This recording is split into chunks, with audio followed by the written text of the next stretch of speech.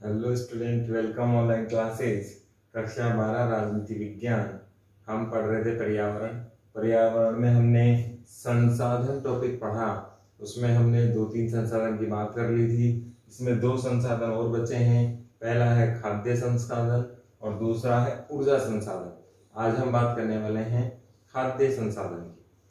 खाद्य संसाधन की यदि हम बात करें तो ये बहुत इंपॉर्टेंट टॉपिक है, क्योंकि किसी भी देश के लिए मूलभूत आवश्यकताओं में बहुत अत्यधिक अगर आवश्यक हो, 2 प्रकार की आवश्यकता होती है। एक तो गौण आवश्यकता होती है, एक कंपल्सरी आवश्यकता होती है। कंपल्सरी में भी बहुत कंपल्सरी की बात करें तो उसमें क्या आता है, खाद्य संसाधन आता है। हम आजादी की बात करें, खाद्य संसाधन से लेकर ये आएगा भारत की विदेश नीति। खाद्य संसाधन वाला टॉपिक एक जगह नहीं, पर्यावरण में तो है ही है, विदेश नीति में भी ये टॉपिक आने वाला है। दोनों को जोड़कर यही अपन इसको कर रहे हैं। खाद्य संसाधन की बात करें तो 15 अगस्त 1947 को देश आजाद हुआ और उस समय हमारे यहाँ खाद्यान्न की बहुत ज्यादा कमी थी। खाद्य संसाधनों की बहुत ज्यादा क्या थी, कमी थी। स्थिति इतनी ज्यादा खराब थी कि हमें अमेरिका से लाल गेहूं मंगवाने पड़ते थे, जो जानवरों के लायक भी शायद नहीं थे। ऐसी स्थिति के गेहूं हम लोग खाते थे और ये गेहूं भी बड़ी दादागिरी से मिलते थे। बहुत ज्यादा रिक्वेस्ट के बाद अमेरिका की बहुत दादागिरी, बहुत प्रेशर इस पर होता था। कहीं ना कहीं देखा जाए तो ऐसी स्थिति में हमारा जो मूल आधार था वो खाद्यान्न का आयात पर निर्भर था। इसका प्रमुख कारण क्या था? अंग्रेजों का शासन इससे पहले था। अंग्रेजों ने केवल और केवल स्वार्थपूर्ण शासन हमारे यहाँ किया। खेती में वे ही बिंदु लेकर आए जो उनके लाभ के थे, जैसे नील की खेती है, कपास की खेती है। कुल मिला के यूं कहा जाए देसी भाषा में तो उन्होंने व्यावसायिक खेती को अपनाया, जिससे केवल और केवल लाभ हो। अंग्रेजों को कहीं कोई मतलब नहीं था कि भारतीय किसानों के क्या हित हैं, भारतीय लोगों को क्या चाहिए। उन्हें सिर्फ और सिर्फ शोषण के लिए पैसा चाहिए, ब्रिटेन ले जाने के लिए खजाना चाहिए था। ऐसी स्थिति में भारतीय कृषि की हालत हो गई खराब, स्थिति बहुत ज्यादा खराब हो गई। तो ऐसे में भारत आयात पर निर्भर रहने लग गया। धीरे धीरे भारत में जनसंख्या का अंबार भी आने लगा। जनसंख्या बढ़ रही थी, ये एक अलग प्रकार का दबाव था। ऐसे में भारत ने पंचवर्षीय योजनाएं अपनाई। पंचवर्षीय योजनाएं अपनाई, हरित क्रांति लेकर आए, सघन कृषि को अपनाया,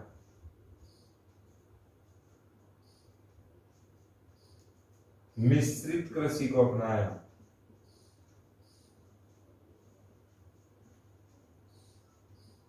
कीटनाशक को अपनाया,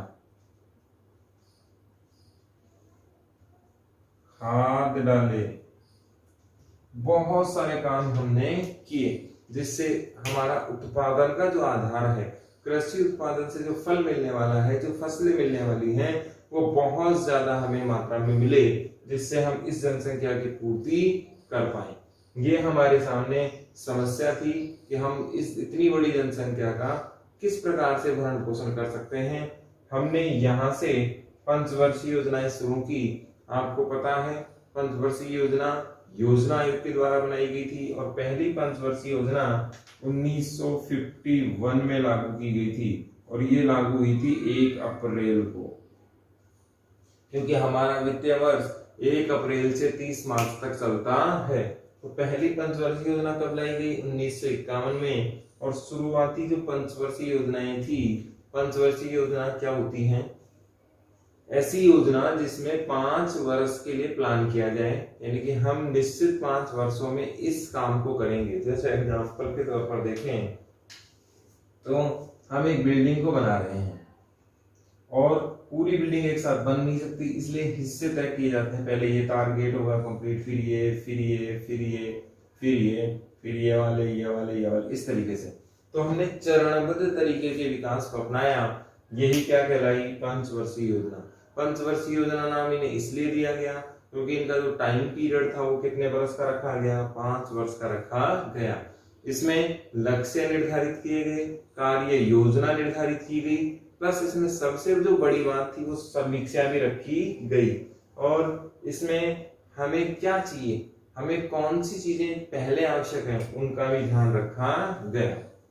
दूसरा, इसमें हरित क्रांति की बात करें तो ये बहुत डिटेल से आप पहले ही पढ़ चुके हैं। हरित क्रांति क्या थी, क्या नहीं थी, किस कौन लेके आया था, ये सारा सब कुछ आपके ज्योग्राफी में आ चुका है। तो हरित क्रांति से सिर्फ इतना सा मतलब है कि हम हमारी जो खेती है उसको हम बहुत अच्छा कर पाए।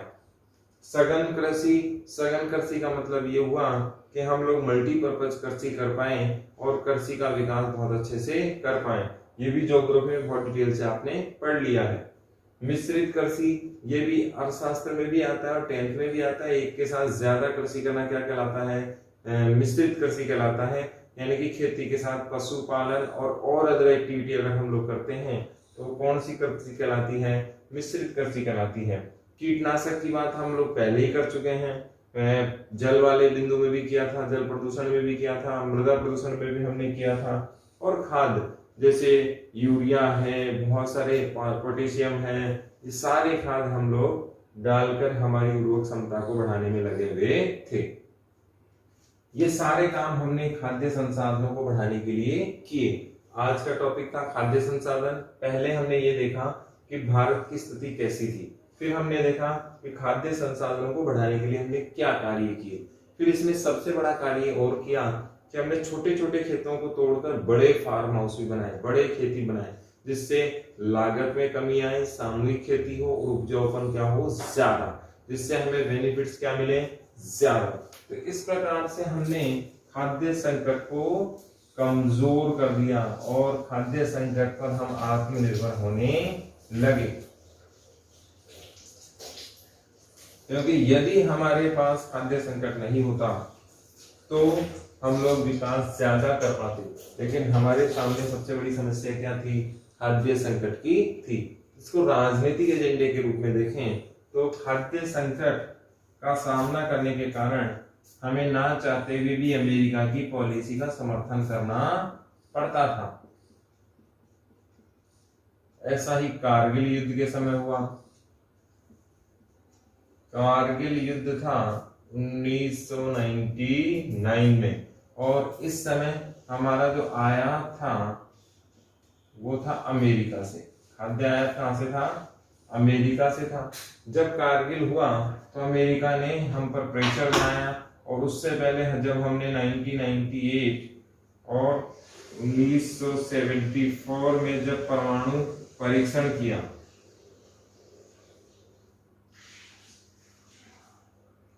भारत ने 2 परमाणु परीक्षण किए। पहला परमाणु परीक्षण किया 1974 में, ये था इंदिरा जी के समय, और दूसरा था अटल जी के समय। ये 2 परमाणु परीक्षण पोखरण जैसलमेर में किए गए हैं। पोखरण जैसलमेर राजस्थान में ये किए गए हैं। ये दोनों ही भूमिगत परीक्षण हैं, यानी कि जमीन के अंदर परीक्षण किए गए थे। और 74 वाला परीक्षण ऐसा माना जाता है कि इतना कारगर नहीं था, परमाणु बम इसे नहीं माना था, दुनिया ने इसे हंसी उड़ाई थी। लेकिन जब 98 में परीक्षण किया तो ये तय हो गया कि भारत परमाणु संपन्न शक्ति बन चुका है। इसके बाद अमेरिका ने हम पर प्रतिबंध लगाना शुरू किया। मोस्टली तो परमाणु परीक्षण के बाद ही शुरू किया था। इन्होंने हमारे खाद्य आपूर्ति रोकने की धमकियां दी, हमने जो पैसा ले रखा था वो लौटाने की बातें कही। ऐसे में हमें मजबूर होकर अमेरिका के साथ ये सारे संबंध रिकॉल करने पड़े, उनको पैसा लौटाना पड़ा और बहुत सारी चीजें हमारे ऊपर प्रतिबंध भी हुआ। तो कहीं ना कहीं यहाँ से खाद्यान्न संकट हमारे सामने आया ज्यादा। ऐसे में हमारे जो मदद करने वाला था वो था विश्व बैंक, वहां से हमें पैसा मिला, हमने खाद्य रिसोर्सों को बहुत ज्यादा आगे बढ़ाया। हरित क्रांति का भी योगदान हमारे पास आया और एक नई विचारधारा हमारे साथ आई, नई ऊर्जा के साथ हमने खाद्य संकट समस्या को हटा दिया।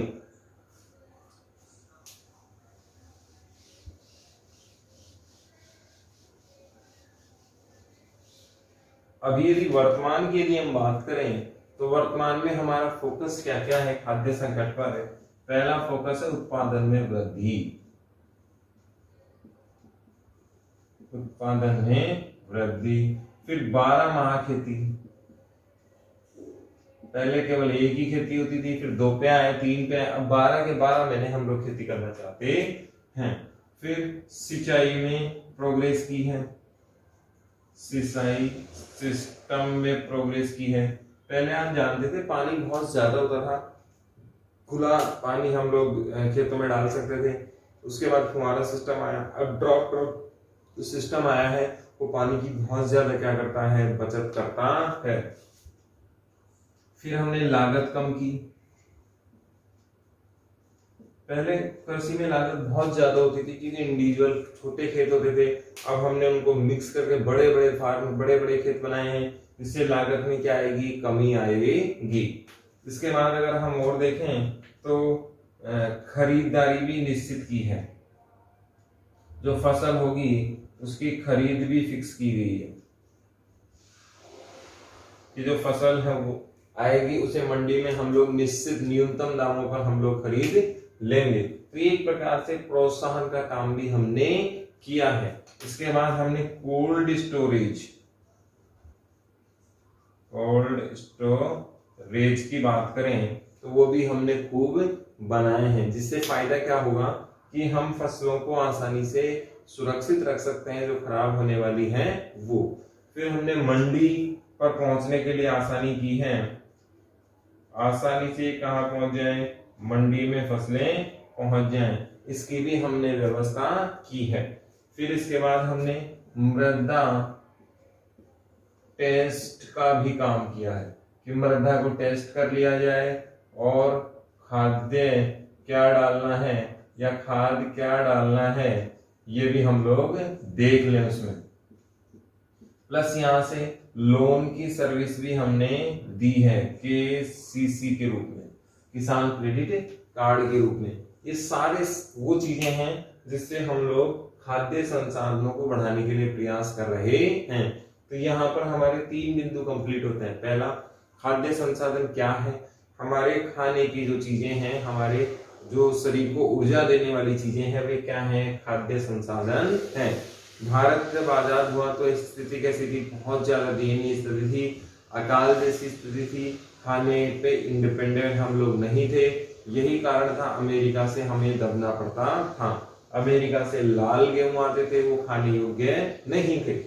फिर भारत ने क्या काम किए, पंचवर्षीय योजना लेकर आए, हरित क्रांति लेकर आए, बहुत सारे नव वैज्ञानिक पद्धति लेके आए, ट्रेनिंग सेंटर्स खोले, किसानों को ट्रेनिंग दी, किस प्रकार से खेती करनी है, कौन सी करनी है, किस प्रकार का बीज लेना है, कौन सा खाद लेना है, ये सारी व्यवस्थाएं हमने की।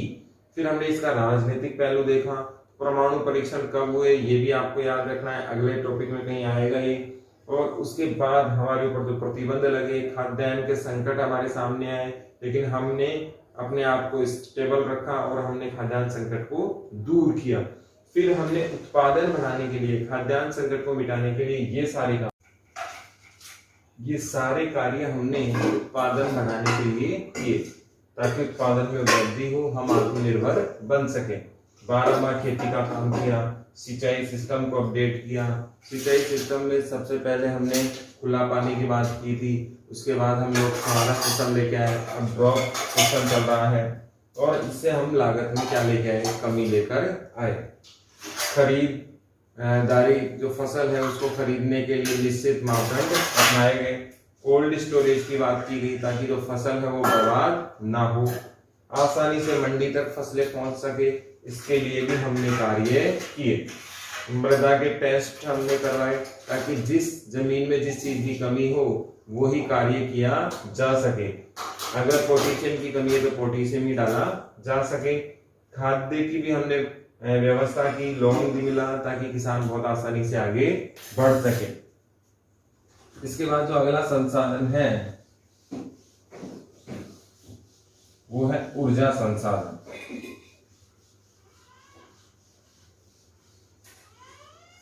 अगला जो संसाधन है वो है ऊर्जा संसाधन। यह एक बात ध्यान रखनी योग्य है। इसके बाद अगला संसाधन है ऊर्जा संसाधन। ऊर्जा संसाधन की बात करें तो ये बहुत ज्यादा महत्वपूर्ण है। जिस देश के पास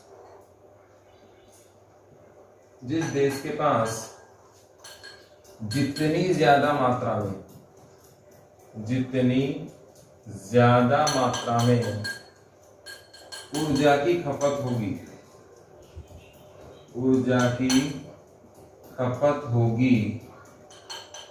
वह उतना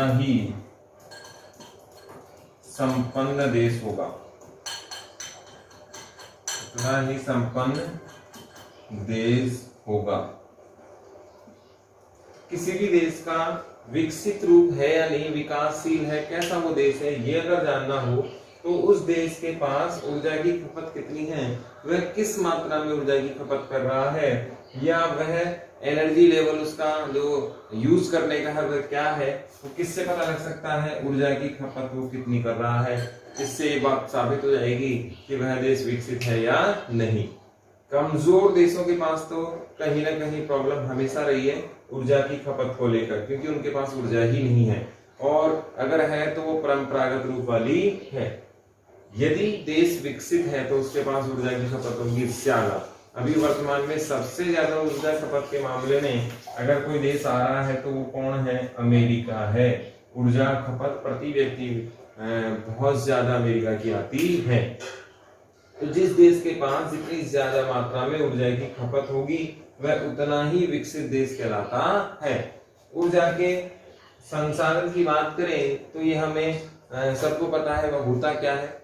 हमें एनर्जी किस किस चीजों से मिलती है, कोयले से मिलती है, पेट्रोल से मिलती है, सोलर से मिलती है, पवन से मिलती है। वे सारी चीजें जिससे हमें एनर्जी मिलती हैं ऊर्जा संसाधन कहलाती हैं, और इनके बिना कल्पना भी संभव नहीं है। शहरों में बेसमेंट बने हुए हैं, मल्टीपर्पज बिल्डिंग्स बनी हुई हैं, और यहाँ पर लाइट जाने पर जीवन संभव नहीं हो सकता।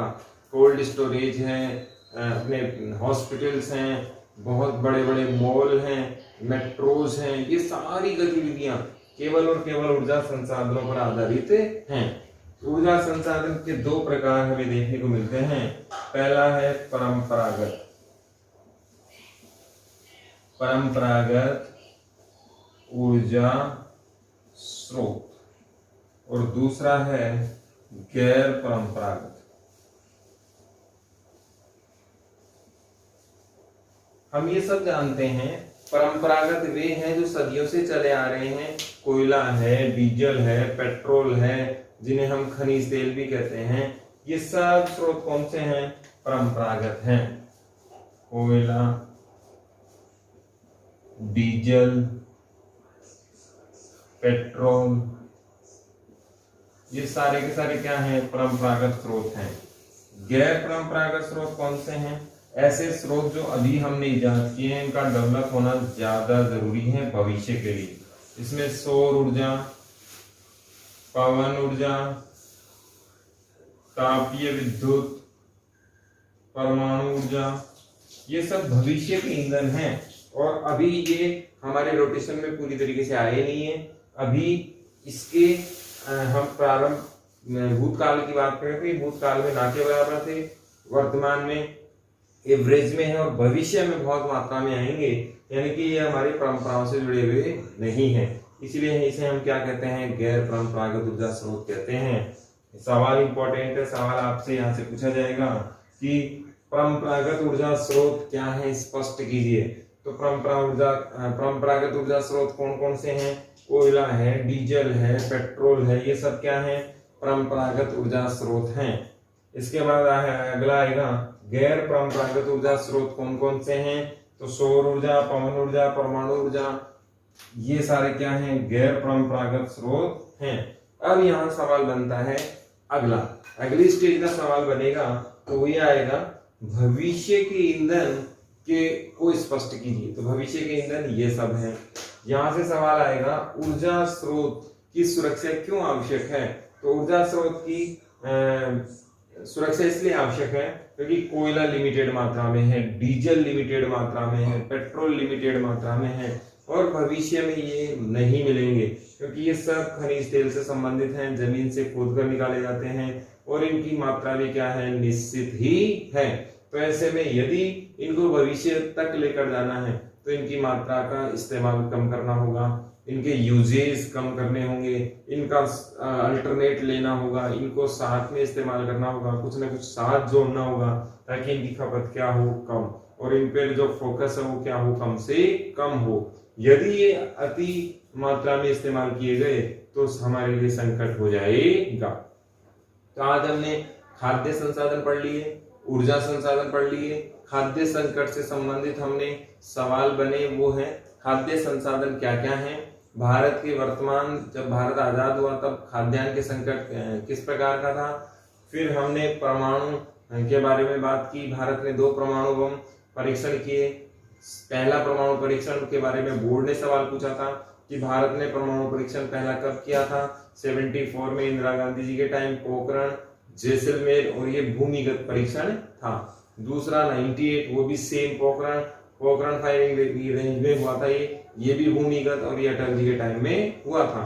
इसके बाद हमारे ऊपर प्रतिबंध लगे, हम आयातित गेहूं अमेरिका से करते थे, अब उसकी मात्रा बिल्कुल बंद है।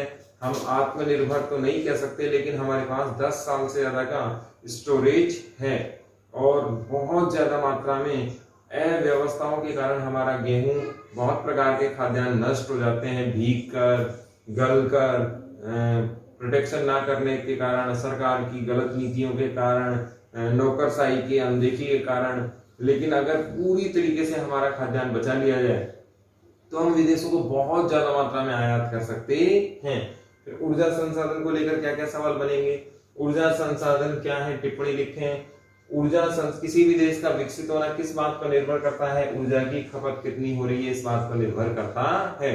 ऊर्जा के स्रोत कितने प्रकार के हैं, 2 प्रकार के, परंपरागत ऊर्जा स्रोत और गैर परंपरागत ऊर्जा स्रोत। परंपरागत ऊर्जा स्रोत कौन कौन से हैं, गैर परंपरागत ऊर्जा स्रोत कौन कौन से हैं। हमें सबसे ज्यादा टेंशन किसकी होनी चाहिए, परंपरागत ऊर्जा स्रोत की होनी चाहिए। हमारा फोकस किस पर होना चाहिए, गैर परंपरागत ऊर्जा स्रोत पर होना चाहिए।